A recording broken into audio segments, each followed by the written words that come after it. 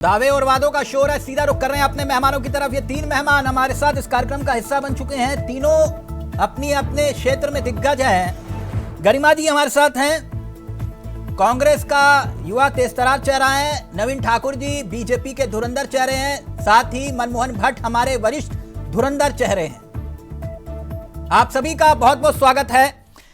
मैं इस कार्यक्रम की चर्चा में एक तथ्य जरूर रखना चाहूंगा इस बात को लेकर कि जो मंत्री हैं, क्योंकि कहा यह जा रहा है कि भाई मुकाबला तो एक तरफा हुआ, बीजेपी ने चारों खाने चित कर दिया सबको, लेकिन ये सिक्के का एक पहलू है, दूसरा पहलू भी साफ रख दे और फिर चर्चा को आगे बढ़ाते हैं।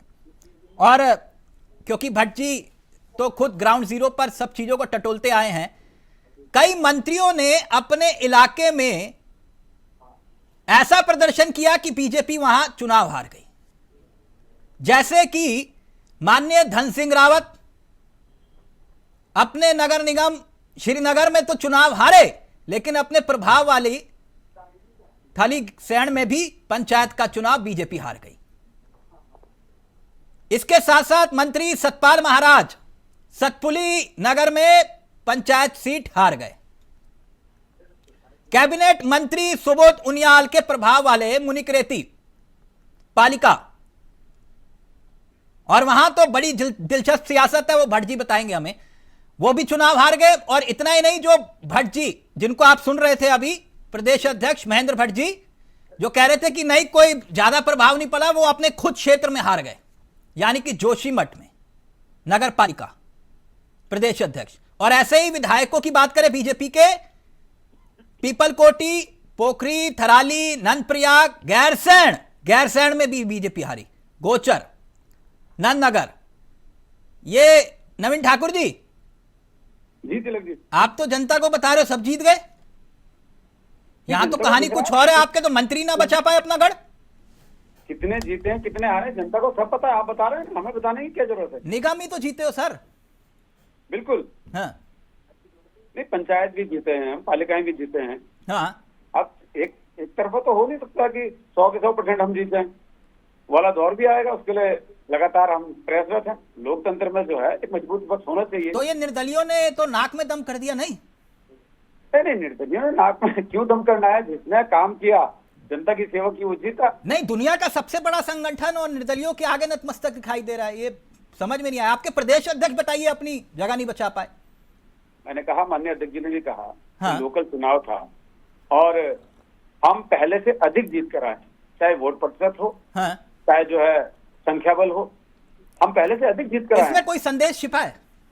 2018 में भी हम जितने पालिकाएं और नगर निगम जीते थे उससे ज्यादा जीते हैं। नगर निगम तो पिछली बार हम 8 से 3 हार गए थे, लेकिन हमने उसमें सुधार किया। हाँ, नगर पंचायत और नगर पालिका में हम सुधार नहीं कर पाए ज्यादा, लेकिन हाँ। पुराना प्रदर्शन हमारा बरकरार है। अच्छा, और इसमें सुधार की आवश्यकता है। नहीं हम कोई चिंतन संदेश छिपा है करेंगे। 27 का इस जनादेश में? निश्चित तौर पर इस खतरे की प्रदेश घंटी है, जनता मतलब ने मान रहे हो? लगातार हमें जो है अपना आशीर्वाद दिया है। खतरे की और घंटी जिस है। प्रकार 17 में दिया, 22 में दिया, 27 में भी हमें ही आशीर्वाद देगी।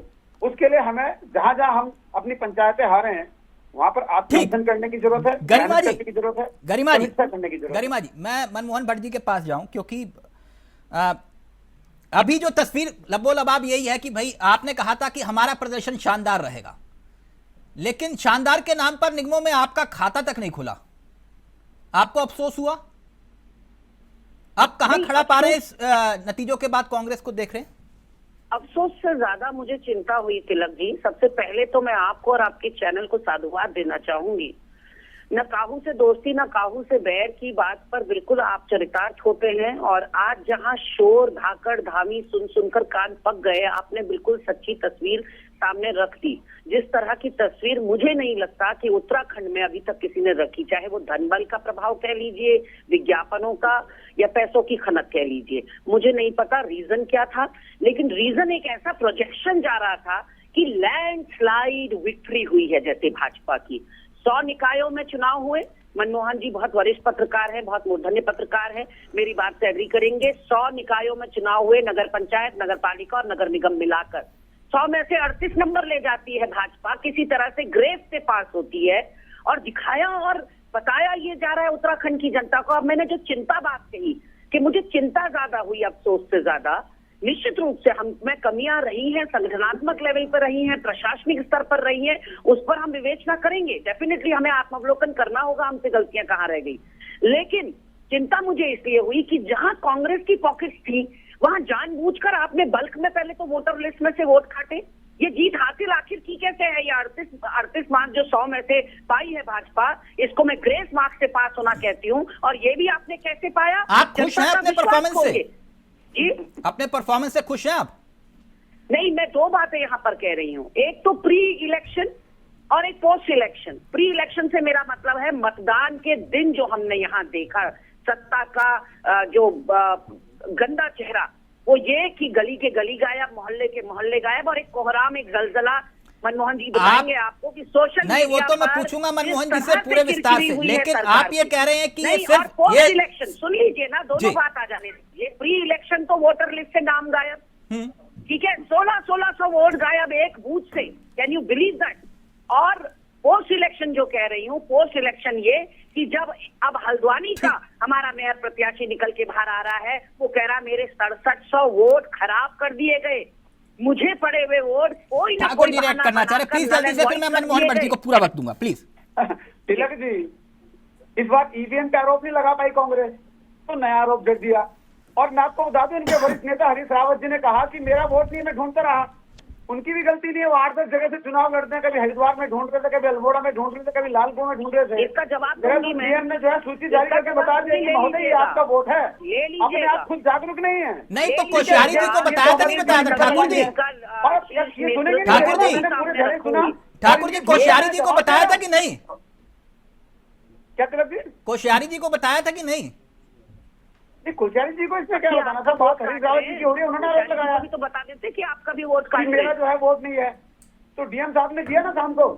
तिलक जी ने कुछ कह लूं, इनके प्रदेश अध्यक्ष, लेकिन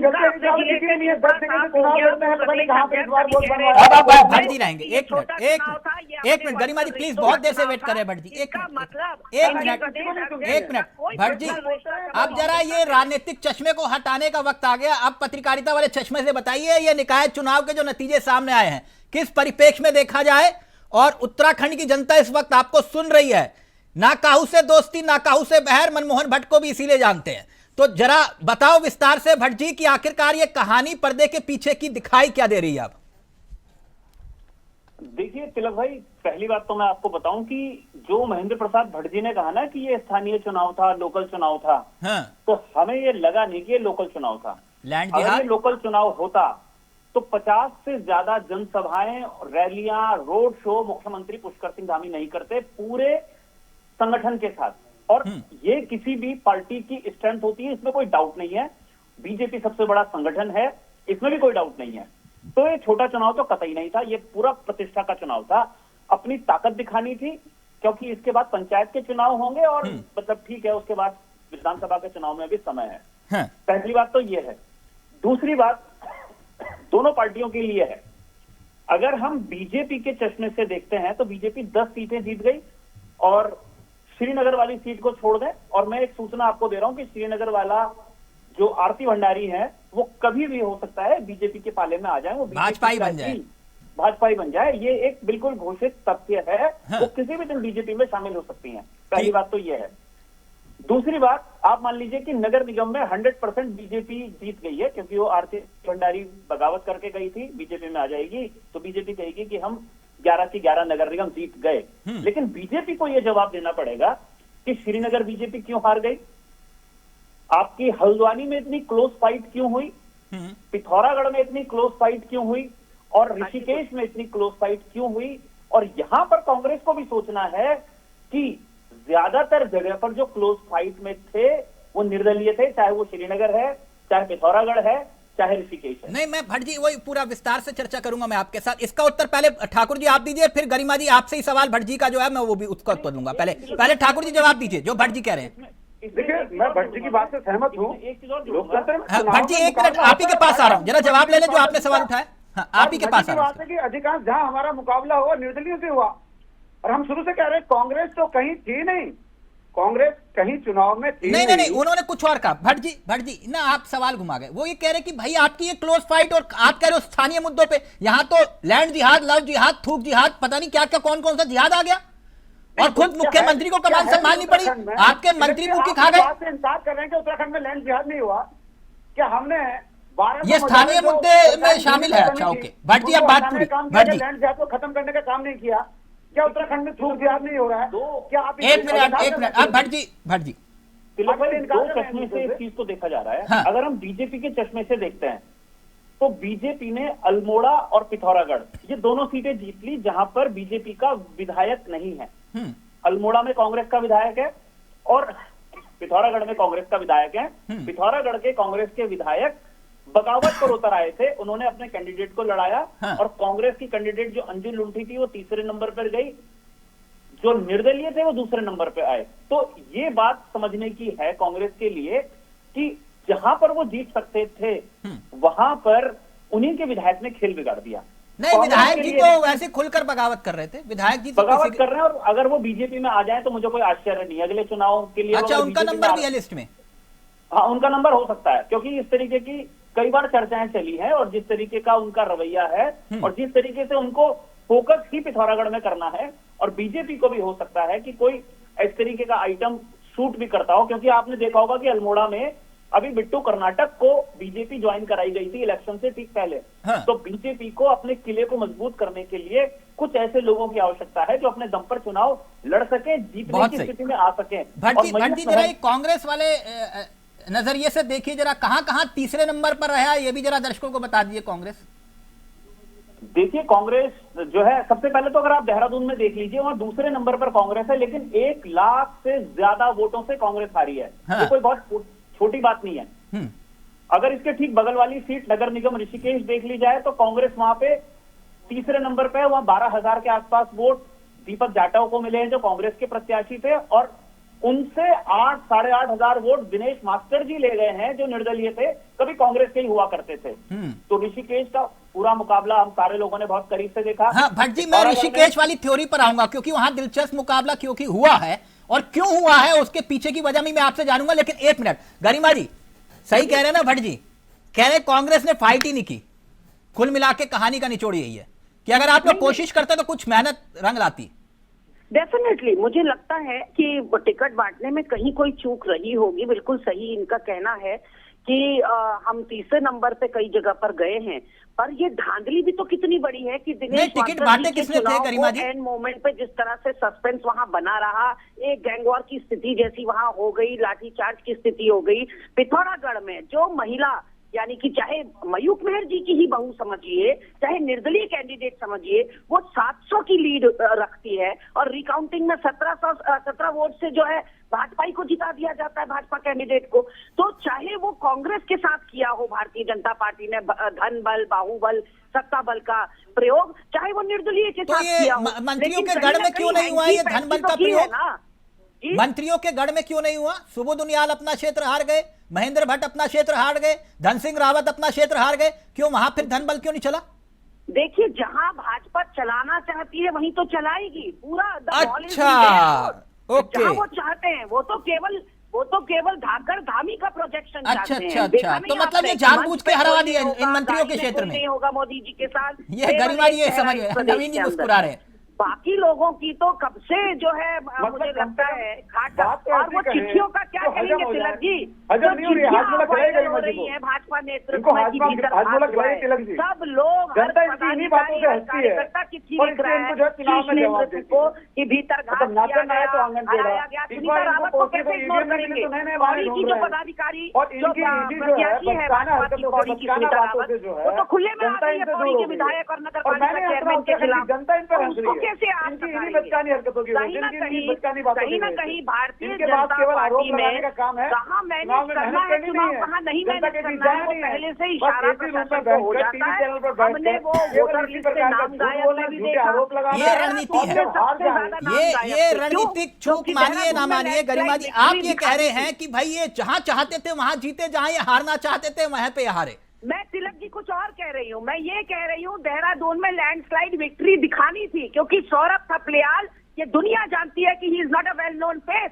ही इज नॉट अ लोकप्रिय नेता, हिज कंट्रीब्यूशन इज अबाउट नहीं, जनता जिसे तय कर जनता का जनादेश का अपमान हुआ है। लोग भोगी बना। एक मिनट, एक गरिमा जी जनता जनादेश दे रही है और जिस व्यक्ति को चुन रही है आप कह रहे हो कि भैया नहीं ये जनादेश का अपमान हुआ है, तो जनता ने चुना। 1,05,427 मतों से कांग्रेस को पटकनी दी और ऐसी पटकनी दी कि जिंदगी में याद रखेंगे। लेकिन गरिमा जी कह रहे हैं गायब अरे भैया सौरभ सप्रियाल के जो क्षेत्र थे, कांग्रेस बाहुल्य क्षेत्र थे, जहाँ कांग्रेस को वोट पड़ने थे, गरिमा जी को शायद जानकारी नहीं है।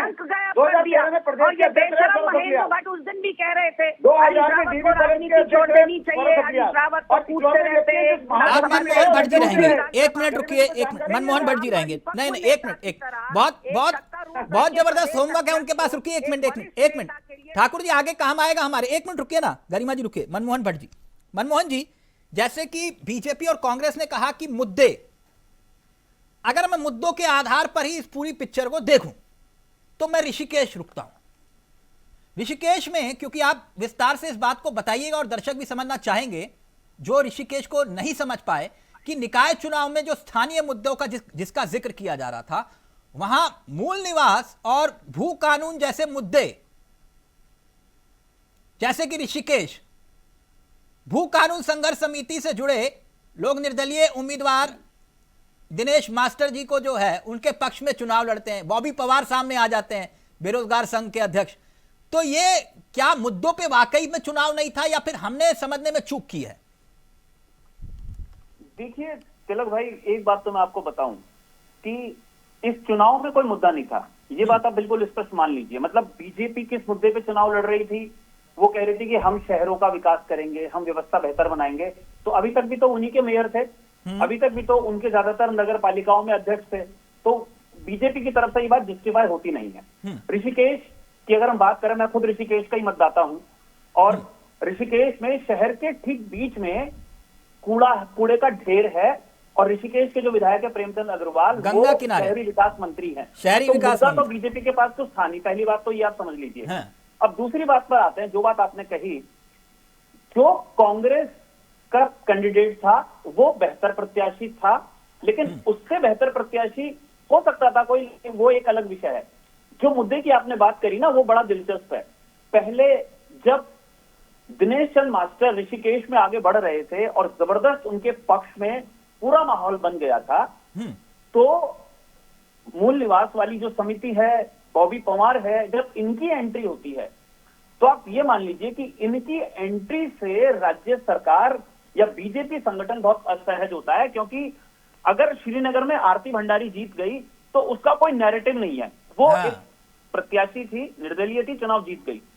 लेकिन अगर ऋषिकेश में मूल निवास, भू कानून संघर्ष समिति, बॉबी पवार, त्रिभुवन चौहान, इनका प्रत्याशी जीत जाता, हालांकि उसकी जो पूरी रूपरेखा थी ऋषिकेश में वो कोई और बना रहा था, वो भी कांग्रेस का ही कैंडिडेट, कांग्रेस का ही नेता हुआ करता था कभी, जिन्होंने कांग्रेस अभी छोड़ी थी जी। अगर ऋषिकेश में बीजेपी एक निर्दलीय प्रत्याशी से हार जाती, जिसको कि मूल निवास, भू कानून, बॉबी पवार ये लोग समर्थन दे रहे थे, तो ये एक नैरेटिव बनता। और नैरेटिव ये सिर्फ ऋषिकेश का नैरेटिव नहीं होता, ये कम से कम गढ़वाल में एक बड़ा नैरेटिव होता, और ये नैरेटिव सरकार को बिल्कुल पसंद नहीं था। और इसलिए आखिर के 2 दिन में या 3 दिन में पूरी सरकार, संगठन, आरएसएस, इन लोगों ने पूरी जान वहां लगा दी। यही वजह ना ठाकुर जी, जो बात भट्ट जी कह रहे हैं? तिलक जी, बहुत दूर की हमारी सोचते हो सरकार, हमारा भट्ट जी जो बात आ रही है। हमारे कार्यकर्ता हर चुनाव में जान लगाते हैं और जनता की सेवा में भी जान लगाते हैं। मनमोहन जी की बात से मैं सहमत हूँ, लेकिन मनमोहन जी को ये बात भी स्वीकार करने पड़ेगी कि हम जनता की सेवा भी जान लगाकर करते हैं, इसलिए जनता हमको समर्थन देती है। नहीं केवल इतने से नहीं होता। और अभी बीच में जो है अरे भट्ट जी रहेंगे, एक गरिमा जी आपके पास आऊंगा, आपको वक्त दूंगा। गरिमा जी 1 मिनट रुकिए। नहीं, भट्ट जी ने जो सवाल उठाया, बोले थोड़ा शांति रखा करें, इतना ना बौखलाया करें। 1 मिनट, मतलब हारने के बाद भी बौखलाए से भी इतनी बौखलाती है। प्रशासनिक अधिकारियों से कहा जा रहा है, मैं जवाब देना शुरू करता हूँ, बौखलाए से नहीं बौखला देता हूँ बिल्कुल।